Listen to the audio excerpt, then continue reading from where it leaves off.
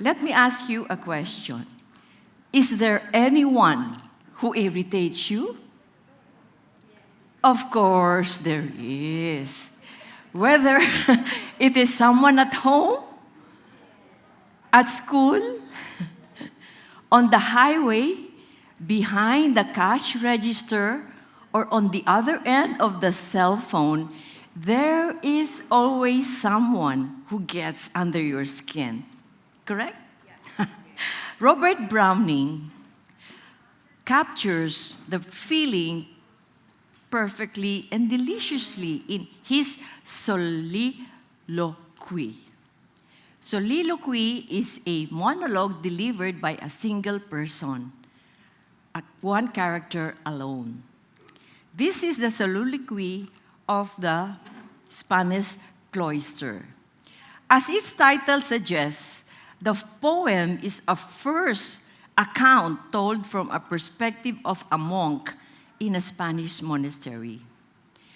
The monk is watching Brother Lawrence work in a cloistered garden and is muttering unkind words about everything he does. Minsan ganyan tayo. Hindi ba yung mga katulong? Ano ba? Yan lang bang gawa niya? Bakit ang bagal? Dito lang, mabuti pa ako nagagawa. Yung mga ganon, mga isip lang, hindi ba?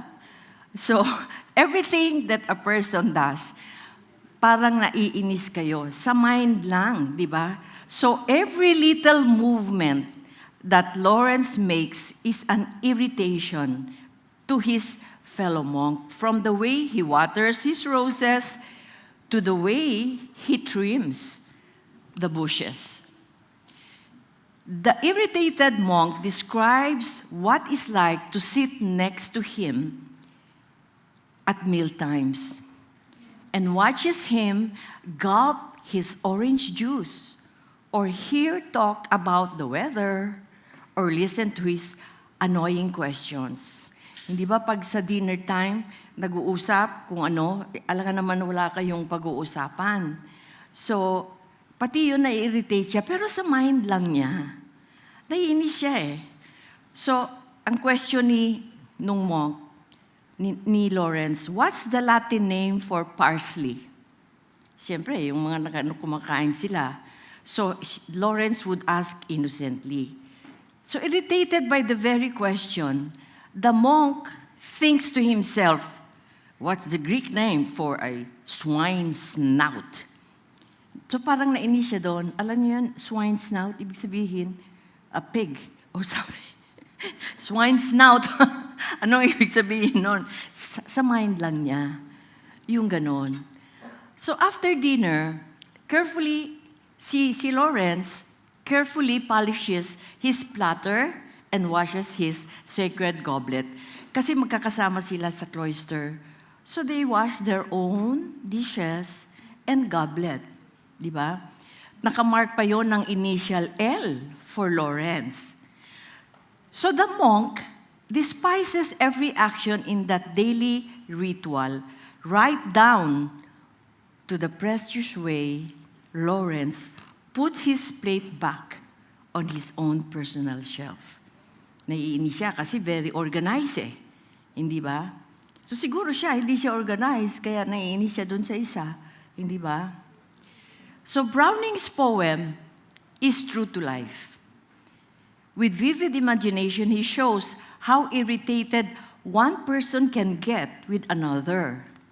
It is not just what people do that annoys us, but also the way they do it. Di ba? So usually, the reason for our irritations are small. Di naman talaga big time. How people eat, di ba? I always tell my mga apos and children, don't chew with your mouth open. So I tell them that. You chew with your, di ba that's the way to chew? Eh yung iba, nag-chew, nalalaglag yung kanin. So, may-irritate na ako doon. So, what they eat, what they talk about, and even the way they walk across the hall. bakit ganyan yan maglakad yung babae yan? Yung bang mga ganon, anything na lang, basta irritation. Kumbaga, sa Tagalog, pwede ba natin matawag na parang antipatika? Antipatika itong babaeng ito or whoever it is. So the poem gives us the message of mutual and peaceful coexistence and warns us not to fight or hate others. Is that true? The poem or the poet wants us to say that there should be no discrimination between people on the basis of their appearance, religion, or region. It is inhuman to tease one because of its different background. Are we likely to be irritated by our brothers and sisters in Christ as we are with anyone? It happens, hindi ba? Pero sa mind nyo lang. O kaya you keep muttering. Yung mga ganon. Pero, we will continue how to go about this. So most of us tend to think that irritability is a natural response to life's little frustrations. Frustrated ka so nagmamatter ka. So parang, it didn't go the way it should be in your own. Hindi ba? So we also tend to worry too much about our irritability, although some Christians may perhaps be wise enough to make it a prayer. So when was the last time you asked the Lord to help you respond graciously and gently to that special person who always annoys you? Think of that person. Hindi ba? Kung minsan hindi nyo alam na naiinis na pala kayo doon o kaya naiirita kayo, pero it happens. Hindi ba? Hindi nyo lang alam o kaya hindi lang kayo aware that irritability leads to something more. So we should take our irritability much more seriously because this is the very opposite of love. Yun. So Malu talk about love, the first fruit in our first series. We know this because 1 Corinthians 13:5 says that love is not irritable. Because irritability is the antithesis of charity. It is not merely a way of complaining, therefore, but actually a way of hating. The more you criticize or are irritated with the person that you are annoyed with, that means you are starting to hate that person. So Paul tells us that love is not irritable. It has a range of meaning. The standard Greek lexicon translates the word as easily provoked. The NIV renders it as easily angered. Similar meaning could be quick-tempered. Sino mga quick-tempered dyan? Wala. Ang babait. Hindi ba? Yon, quick-tempered. Pero pare-pareho yung mga meaning na yan. But the real score that relates to the word can refer to either irritation, na-irriti ka, or to outright anger. Yung anger mo, subdued lang, pero naiinis ka, or to anything in between. In the end, Anthony Thistleton offers the word exasperated as perhaps the best translation. Na-exasperate ka na doon sa tao. Kasi ilang beses mo na sanabihan, ito ilagay mo dito sa ganito, ganyan. Ito dapat nandito. Once you see it's not in the right order, what happens? Irritable ka na, hindi ba? Parang, Anyway, so don't you think we have the same struggle? In Mark 6:35-36, because it was the end of the day of the long ministry of the apostles. It says here, as when it grew late, in the day of whose disciples came to him, this is a remote place, and the hour is late. Send them away to go into a surrounding countryside and villages and buy themselves something to eat. Anong attitude ng mga apostles? Nairite sila? Kasi pagod na sila eh. May katatapos lang ng ministry nila kay Jesus.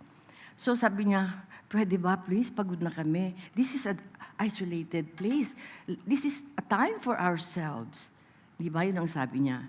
So the disciples are a perfect example, or perhaps an imperfect example. You know what? They have been serving the Lord by performing miracles and preaching the kingdom. Now, they were watching Jesus work, sitting in the front row, for his teaching and miracle working. But almost before they could come back down from their spiritual high, they were irritated with the situation and exasperated with whom? With Jesus. Kasi parang patay mali siya si Jesus eh, nung nag-umalma yung mga disipulo niya. Di ba? So if one apostle gets irritated while he is spending time with Jesus, then we can get irritated too. In what way? We're having a quiet time, and we've been asking prayers to heal, to get our request, but to no avail. Di ba? So no matter who you are or what we do for God, anger can be a real spiritual problem for us. Whenever we start to get exasperated, we should see this problem for what it really is. A failure to love. We know this because the love chapter tells us that love is not irritable. Notice as well that the disciples were tempted to irritation right after they have been successful in serving the Lord. This too is true to the Christian life, as anyone in ministry can testify. Some of the strongest temptation come right before or after we have been busy doing the kingdom work, and the devil is desperate to regain lost ground. Jesus had a different idea how to respond, and the more we look at what he said and did on this day, the more we see his heart of love. Was he harsh? Do you think was he harsh? What did Jesus answer them? No, Jesus wasn't harsh. Jesus put the demand back at the disciples and said gently, "You give them something to eat. Kayo na ang magpakain," he said in verse 37. Wasn't that a sarcastic remark? Sarcastically, meron pa silang response. Sabi niya, ano yung sinagot nila? "Shall we go and buy 200 denarii worth of bread and give it to them to eat?" Di ba sarcastic yun? Bibili pa ba tayo? Halika, bili na tayo para pakainin lang ito. Sabi ng amo natin eh. Parang ganon. So in that era, the worker earned about 1 denarius for a day's labor. 200 denarii then is a common man's pay for 200 days. The crowd, numbering 5,000 men, not counting whatever women and children were there, would have required the wages from 8 months' labor to give each one a taste. Di ba? Wasn't that a sarcastic remark? Pinansin ba ni Jesus? Hindi. So in the course, it was Jesus who provided dinner for everyone, taking how many? 5 loaves and 2 fish, praying for his Father's blessing, and then multiplying the food until they all ate and were satisfied. All 5,000 of them. So Jesus provided bread for his people rather than getting irritated with the needy crowd. Siyempre, pagod na rin si Jesus, hindi ba? Tapos eto pa, mga pushy itong mga disciples. Hindi ba? Jesus gave them manna in the wilderness. So what can we learn from the story? First, the disciples show who gets irritated. Everyone does. Including people who are busy serving the Lord. Remember that when Paul told the Corinthians that love is not irritable, he was writing to believers in Christ who were active in their local church. Christians are likely to get irritated with anyone. Even right now, baka yung katabi niyo, na-irritate kayo. Ba't ba umupo ito sa katabi ko? Yung mga ganon. Nasa mind lang. Di ba? The second lesson we learn from the disciples is, lesson they learn from the disciples is how irritability treats other people. Basically, it doesn't want anything to do with them. When the disciples were irritated about how long they had to wait for dinner, gutom na eh. Magkaantay pa ba kami? Papakainin pa ba namin ito? Bibili pa kami ng aming pinaghirapan? So they wanted Jesus to send everyone away. Biruin mo, utusan si Jesus ng ganun. This was not the only time the disciples tried to keep people away from Jesus. Anong time pa yung iba? Do you remember, if you're familiar with your Word of God? Yes? Yes, very good. Thank you for that. They did the same thing when mothers were bringing their babies for Jesus to bless them. So when we are irritable, we want to get away from other people. Our family members, our neighbors, our friends, our classmates, our co-workers, even it means keeping other people away from Jesus too. This is how irritability treats other people. By putting what we want ahead of what they need, and if possible, by trying to avoid their needs altogether. The real problem is not them. The real problem is us. Do you agree? We need to be honest about this because we blame people around us for the way we respond. He really makes me mad or angry. Ito, kakagigil na to eh. Uupakan ko na yan eh. Sa yung mga ganun ba, we say, as if someone outside of us were directly and totally responsible for our sinful attitude. This is not to say that other people are never annoying. Sometimes they are. Marami akong kilala. But the spiritual issue is not how irritating other people are. It is how irritating I am. Ako ang may problema eh. Hindi yun yung tinutumbok ko. So the third lesson is how irritability responds to God. Our exasperation is not just a failure to love other people, but also a failure to love God.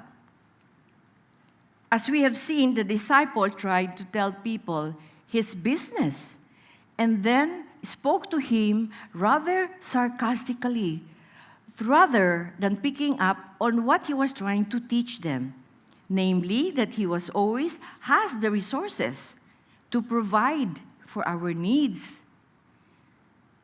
They made a smart-mouthed remark instead. Irritability is like that. It has a negative view of God. Refusing to seek God's help irritability chooses instead to get angry. If money is running short, or time is running out, or problems are running out of control, the person who gives way to irritation does not trust God to provide what is needed. Rather than turning to God in that moment, we exaggerate our problem and get exasperated with God. The troubles of life makes us cranky and of sorts. And we should never excuse these bouts of bad behavior, for they can wither the hearts of those we love and spread misery all around us. And we should not be able to love them. We have not fulfilled our duty until we have learned to be pleasant. Don't you agree? You have to be pleasant. The New Testament has a word for the virtue that corrects our unpleasantness. Gentleness. It is a term that suggests a kind and gracious soul. Ephesians 4:2 reminds us, be completely humble and gentle.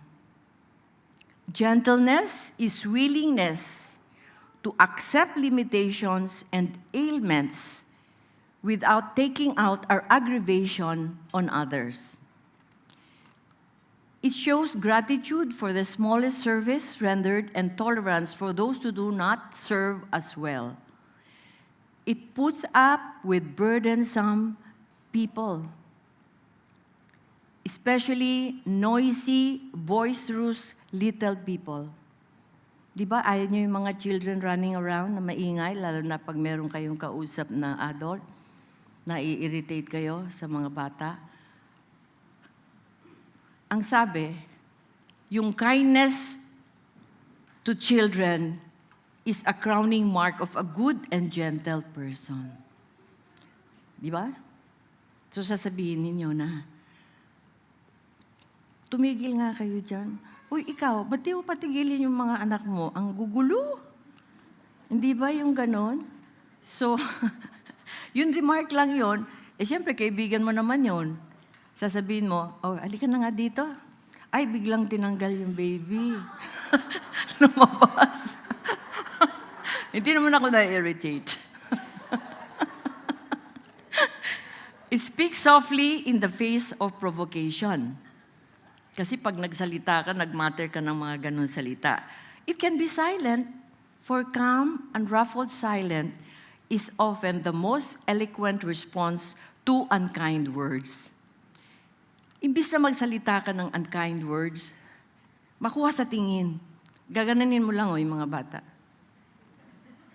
Use your eyes. Kung minsan, mamumuti pa yan. Tapos ang bibig mo, matering. Tumatawa kayo, hindi ba totoo yun? Hindi ba kasi ginagawa ko rin yun eh. So, Anne Frank said this, in the long run, the sharpest weapon of all is a kind and gentle spirit. Of course, everybody knows Anne Frank, no? She wrote a diary, and they were in the Netherlands, and during the war, they were caught by the German soldiers, but they were kept safe. Okay, so in Isaiah 40:11, we get a picture of God that shows Him to be both gentle and powerful. In verse 11, we read, He tends His flock like a shepherd. He gathers the lambs in His arms. But the verse follows, see, the sovereign Lord comes with power, and He rules with a mighty arm. Full of power, but gentle when it comes to protecting the vulnerable.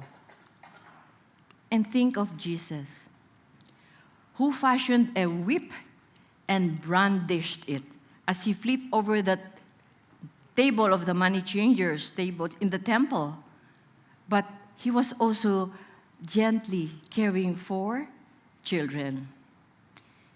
He can use powerful words to denounce the Pharisees, but forgave a woman who needed his gentle mercy.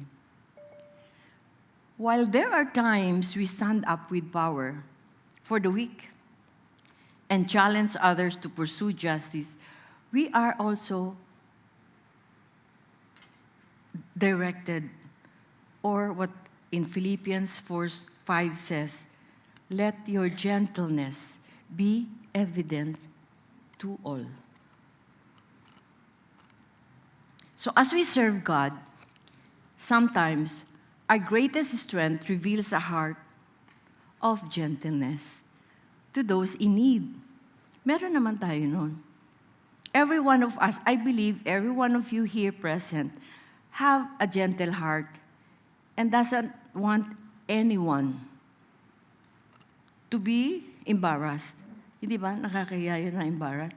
Tapos, nangyari na, pero sabihin mo, ay, na-embarrass na ako. Pina-embarrass ko na siya ganito, ganyan. Anong gagawin mo? Hindi ba? So that is one in your discussion question.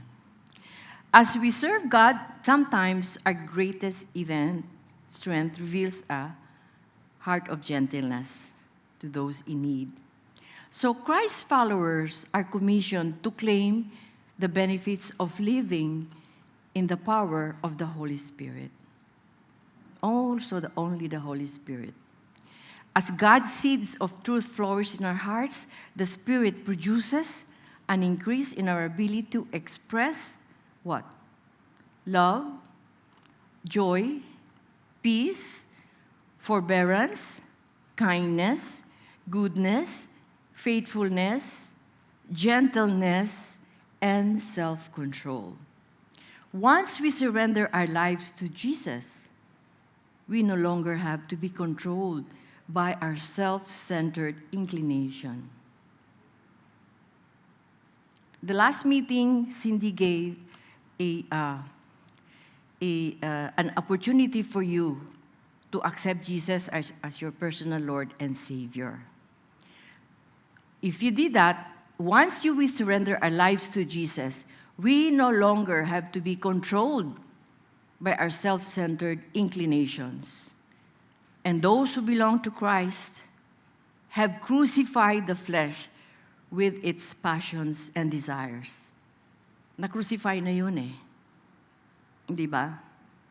So we shall just wait for the second coming of Jesus Christ, and we make our lives here on earth pleasing with a gentle and quiet spirit. Because over time, the Holy Spirit can change our thinking, our attitudes, and our actions.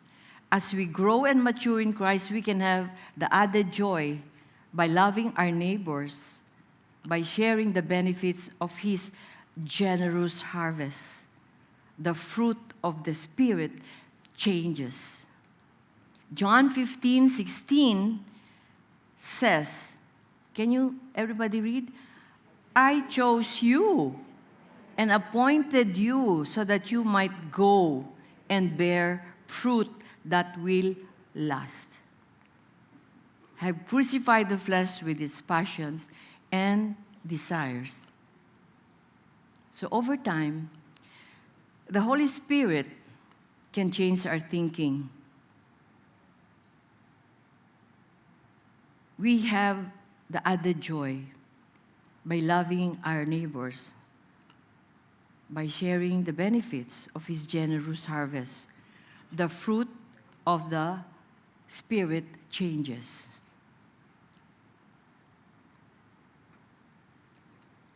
John 15:16, are we? Oh, here. I chose you, appointed you so that you might go and bear fruit that will last. So just as a bountiful harvest depends on a source of clean water, the quality of fruit in your and in my life, the words, the actions, and attitude depends on my spiritual nourishment. You have to be deep-rooted in the Word of God. You have to be able to practice the spiritual disciplines that we have taught when we became born again. The psalmist describes in Psalm 1, the person who delight in the law of the Lord is like a tree planted by streams of water, which yields its fruit in season. Our days are rooted in reliance on Him when we do bear good fruit.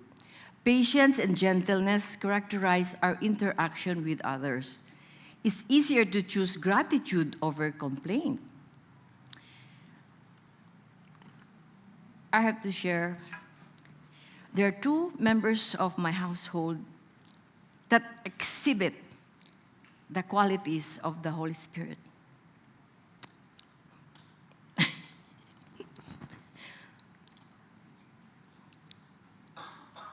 One is my mother-in-law. Ay, sabi ko na nga, Cindy, tama nga, sabi ko mo magdala.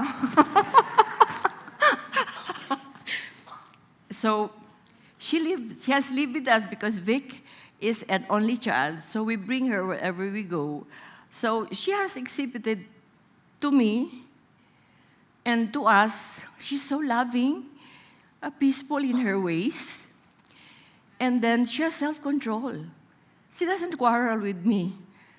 I sometimes should have this soliloquy and kasakizumbing. You know what I mean? Sometimes, I get irritated with the way she moves around. And then her habit is always cleaning. And without noticing that when I get home, may nakikita na lang ako na babasag. Ay, hindi niya sinasabi. Kasi linis siya ng linis doon eh. Yun lang. Pero sa isip ko, ba't hindi na tumigil ang kalilinis? Yung ganon. But she never quarreled with me. So, in my mind lang, yung ganito. Ganito pala ang makisama sa in-laws. Hindi ba? But I have no complaints. Pag nagta-travel yan, may pasalubong sa akin. Never na walang pasalubong. When my apos were growing, because she was with a travel agency with a good friend, they brought my apos to travel, especially when they were young. Kasi siyempre merong discount up to 12. Ewan ko kung meron pa ngayon yun. So yung mga ganon, yung goodness and kindness niya is evident in the whole household. Kami lang naman doon. So anyway, she has all that. So I was thinking, who has all this character that I can be proud of, that I have not, acknowledged. But sometimes, I believe I have acknowledged when she passed away, I was, MD, PhD, I was able, alam niyo ba kung ano yun? Medyo doktor, pero hindi. So anyway, one time when I got home, she was unconscious. And Vic told me, and I wasn't feeling well then, so sabi niya, something happened to Mommy, to Lols, to Mommy Q. And so, nonchalantly na, sabi ko, okay, sige, maglabakarat, malamig, ganunin, kasi I saw her, parang dead na talaga. But then somehow, as I was doing, reviving her to wake up, my hands were in this position. I don't know why. It went to her chest, and I keep on pumping, wake up, open your eyes. And then she coughed. So, to make the long story short, she survived for 5 days in the hospital. That was her first hospitalization ever. She had no sickness, and she doesn't want to go to the hospital. She only wants Dr. Janice Sanuco. She also wants only that person who she is more comfortable with, and she's a family friend. So, okay, So during that time, knowing my shortcomings to her, so I said, when she was still, she can recognize pa eh. And then, I asked for forgiveness and told her that I love her. So parang na ako doon na, okay. So that kind of character that exhibited in my mother-in-law resonated to my husband, his only son. Ba yan? Anyway, so you know what I mean. My husband, Vic, Pastor Vic, has all that qualities, not all the time naman. Kasi, meron din naman ako. But most of the time, he's a gentle person. That was the character that enamored me to him. He was gentle, kind, patient, and self-giving, and everything is with him na. But don't get me wrong. We argue a lot, but then we patch up. Ganun lang, and then he is as sweet as ever. That's why we call each other sweet. Siya, ewan ko lang ako kung sweet ako sa kanya. But anyway, this message has brought me to the realization of really have that kind of spirit, a gentle and quiet spirit. I'm not quiet, but because we are 7 in the family, and we are noisy. My mother always quarrels with my dad, and my dad, I have seen plates throwing around, yung mga ganon. Unlike Don Gay Vic, opposite talaga. Talagang peace and quiet. So when the kids are around, sabi, naiingayan siya, hindi siya sanay sa ingay eh. I want peace and quiet. Sasabihin ni Q. So nakuha ng mga apo yun. Oh, what does Lolo Pop say? I want peace and quiet. Pero nasasanay na. Anyway, God is good that I married a person, meant for me. So I hope your husbands are with you forever, and you treasure them. Because life is short. Di ba? Anyway, so that is the sharing. So the God who has revealed himself to us is our source of strength, wisdom, joy, understanding, and peace as we steep our souls in the world that point us to him. The work of God's Spirit will be evident in our lives. Oh, I just remembered, before he left early this morning, he prayed for me. And then, of course, the good prayer. And he asked, what is your topic? Sabi ko, gentleness. Gentleness. Oh, that's a good stuff. Sabi niya gano'n. Tapos tumawa lang. Yun lang, gano'n lang yun siya. Pero hindi niya sinabing, oh, that's good for you. Hindi gano'n. Kasi yung iba magpapasabi na yun, di ba? Oh, tama-tama yan sa'yo. Di ba? Pero hindi, he just laughed it off, Okay, where were we? So the fruit you bear is the manifestation of your character. And the only way people will know that you are a child of God, di ba? It's the fruit that you manifest. Child of God ito. Kasi peaceful siya eh. Gentle. Have a quiet spirit. Hindi pala away. Hindi argumentative. Hindi always debating or arguing. Di ba? Hindi siya nag. I can be a nag. But this is the score. You tell your husband one thing that you don't like lang. One time lang. Kasi narinig na nila yun eh. So once you The moment you say it another time, that's already nagging. Yun. Lalong hindi nila gagawin. Yun. Hindi ba? Yun, mga habits. Lalo na yun sa banyo, yung Colgate na kung saan-saan sila. So sinabihan ko lang, pwede ba ganito, yung ganon. Ang sabi sa akin, ikaw naman, teacher. Talaga. Di ba, Cindy? We are teachers. Just like with our children. At minsan nga sinasabi ko, siyang eldest ko. Kasi I have 4 kids, but he is my eldest. Because you have to take care of him gently. And kasi I have to be gentle. Kasi ako rough. Let's not go there. Okay? So your character, the fruit of the Spirit in you, will say that you are a child of God.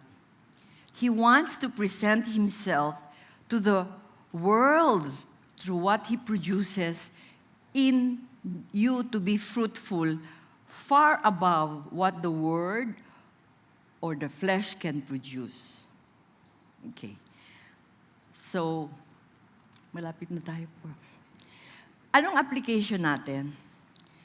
I made the applications in the verses that I found it suitable for our topic. Proverbs 15:1.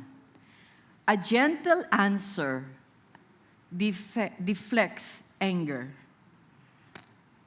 but harsh words make tempers flare. Naranasan niyo ba to? Pag sinagot niyo paano tawag doon?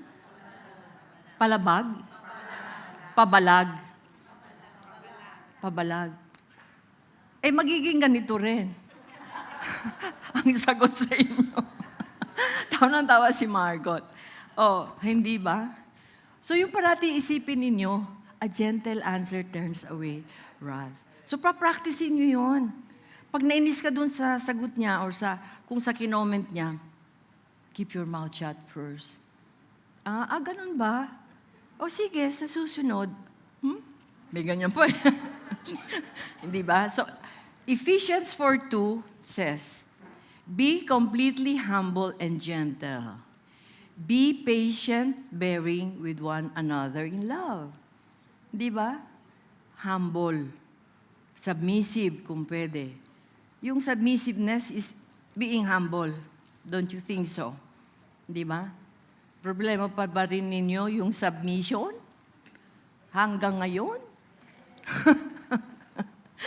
But anyway, in due time. So 2 Timothy 2:24-25 says, a servant of the Lord must not quarrel, but be gentle in all, able to teach, patient, in humility correcting those who are in opposition. If God perhaps will grant them repentance so that they may know the truth. Philippians 4:5, we have already mentioned this. Let your gentleness be evident to all. The Lord is near.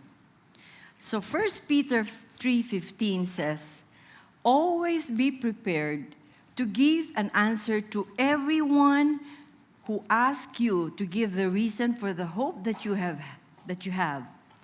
But do this with gentleness and respect. Alam niyo na yon ang gagawin.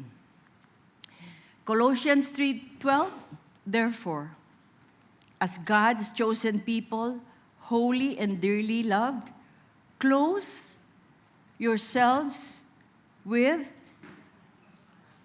compassion, kindness, humility, our topic, gentleness, and patience. Yan, nakaturo sa inyo yan, no? Ibig sabihin, you. You. Me. Okay. So, gentleness is when humility, meekness, and modesty are interwoven into your being. It is not a weakness. It is to consider others above yourself and to act on their behalf. It is strength under control. Meekness is not a weakness that turns you into a doormat. Just like submission doesn't make you a doormat when you submit. The meek are not deprived. Rather, the woman who has allowed the character, nature, and love of God to saturate her heart and soften her spirit is to touch with God's plan for her, for you and my life. So your meekness is a force under the control of the Holy Spirit. Why? Because it gives healing and refreshment to others so that they can also breathe easily again. Kasi napansin nyo ba, kung rough kayo, hindi kayo meek and gentle, yung parati kayo galit, maapektuhan lahat ng tao sa bahay. Remember, the wife is the neck, the head is the husband. So, you just follow where the head goes. Hindi ba? Totoo ba? Yun. Di ba? You can argue. Di ba? Pero in a gentle manner. So, Colossians 3:12, therefore, as the elect of God, holy and beloved, put on tender mercies, kindness, humility, meekness, and long-suffering. How you intervene with a gentle spirit is sometimes more important than intervening at all. Di ba? It's easier for you to just keep quiet and just listen to everything what they are discussing than intervening. Mali naman yung mga sinasabi mo. Basta gusto mo lang makasalita. Hindi pwede yun. So with your attitude and how you do things, you show that the Spirit is in you. Meek and humble. Mahirap gawin yun.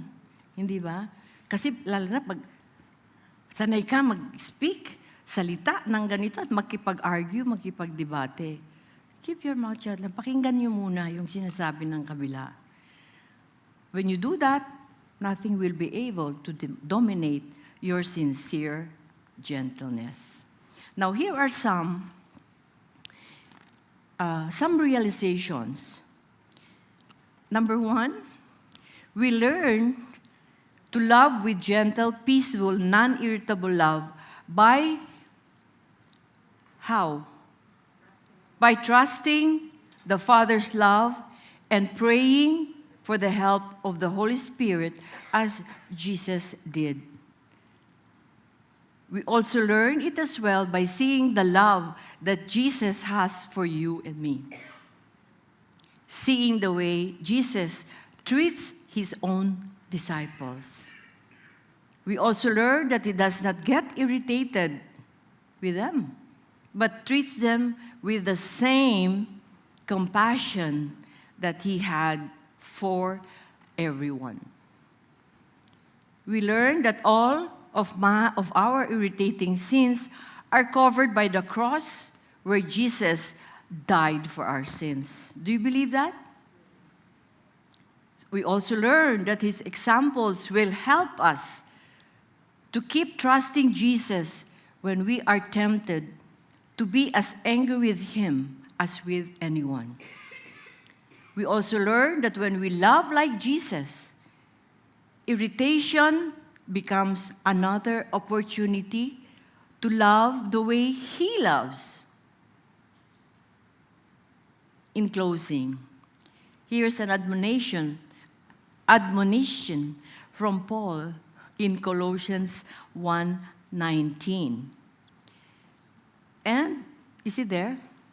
And from the day we heard, we have not ceased to pray for you, asking that you may be filled with the knowledge of his will in all spiritual wisdom and understanding, so as to walk in a manner worthy of the Lord, fully pleasing to him, but bearing fruit in every good work and increasing in the knowledge of God, being strengthened all power according to his glorious might for all endurance, impatience, with joy, giving thanks to the Father who has qualified you to share in the inheritance of the saints. Anyan ba ba? In light. So ladies, are you bearing fruit or its consequence? Think about that. In the areas of love, peace, joy, patience, kindness, goodness, faithfulness, gentleness, and self-control. So just remember, as we obey his commands, we will bear fruit that will last. Let's pray. Dear Lord, I want to be a gentle person. Please help me to be kind, gracious, loving, patient, faithful. Exercise self-control to others today and every single moment of my life. Cultivate the fruit of the Spirit in our hearts and minds so our neighbors, our friends, our loved ones can enjoy your sweet fragrance in and through our lives. Teach us to love the way you love. In Jesus' mighty name we pray. Amen. Thank you, and God bless you all.